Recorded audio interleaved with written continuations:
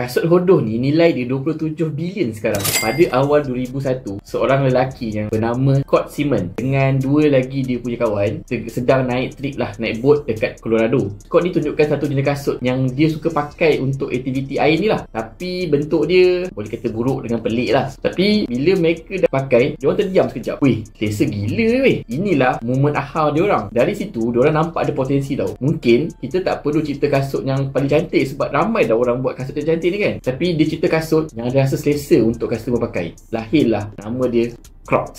Tahun 2002, Crocs ni mula dijual, tapi dia bukan letakkan Crocs ni dekat butik-butik fashion, tapi dia letak dekat dalam kedai perahu. Orang yang pakai Crocs ni ialah orang yang perlukan keselesaan dan juga function. Contoh macam pekerja hospital, chef, barista. Walaupun ramai yang kata kasut ni buruk, tapi jualan dia orang tetap naik. Crocs ni dia buat orang rasa lega bila pakai, sebab dalam dia lembut kan. Tapi Crocs ni tak berhenti dekat situ je. Dia orang tambah warna-warna yang ceria dan berani. Dari hitam ke neon lah, pink. Lepas tu dia orang perkenalkan G-Beats, iaitu aksesori comel yang boleh kita selit kat atas kasut tu. Nombor 3 dia orang buat ialah collaboration power. Dia orang buat collaborate dengan artis dan juga brand-brand besar. Lepas tu dia orang jadi satu fashion statement. Lagi-lagi orang yang hargai comfort ni lebih daripada trend. So jadi pengajaran apa yang kita boleh dapat dalam marketing? Crocs ni dia tak jadi viral sebab rupa dia. Crocs ni jadi legend sebab dia faham satu benda, apa yang pelanggan dia rasa, apa yang pelanggan dia feel. Kalau kita tengok dalam 4P dalam marketing, P yang pertama ialah produk. Produk dia solve real problem, iaitu dia solvekan masalah sakit. Nombor 2 ialah people. Diorang kenal betul-betul siapa target market diorang. Lepas dah buat 2 ni, baru dah datang ni diorang pergi kepada promotion